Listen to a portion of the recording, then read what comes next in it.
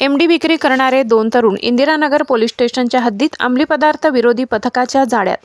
दिनांक 18 डिसेंबर रोजी अंमली पदार्थ विरोधी पथकाच्या प्रभारी वरिष्ठ पोलीस निरीक्षक सुशीला कोल्हे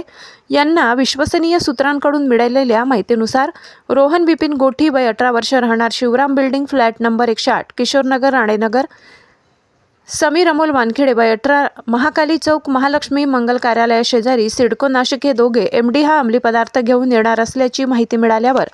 वरिष्ठ पोलीस निरीक्षक सुशीला कोल्हे यांनी पथकातील अधिकारी व अंमलदार यांना माहिती व सूचना देऊन इंदिरानगर पोलीस स्टेशनच्या हद्दीतील जाजू शाळेसमोर मोकळ्या मैदानात राणेनगर येथे सापळा रचून 8 ग्रॅम वजनाचा एमडी, मॉफिड्रॉन अंदाजे किंमत 40,000 रुपये तसेच इतर 1,35,000 रुपये किमतीचा मुद्देमाल असे एकूण 1,75,000 रुपये किमतीच्या मुद्देमालासह जेरबंद केले। दोन्ही आरोपी विरोधात इंदिरानगर पोलीस ठाणे येथे गुन्हा दाखल करण्यात आला असून पुढील तपास अंमली पदार्थ विरोधी पथक गुन्हे शाखा नाशिक शहर करीत आहे। खरं तर अंमली पदार्थांची तस्करी करून युवा पिढीचे आयुष्य बर्बाद करणाऱ्या या तस्करांवर आणि त्यांच्या पाठीराख्यांवर कठोरात कठोर शिक्षा करून कारवाई व्हावी अशी सर्वसामान्य नागरिकांमधून मागणी होत आहे। महाराष्ट्र माझा न्यूजसाठी मुख्य संपादक जनार्दन गायकवाड, नाशिक।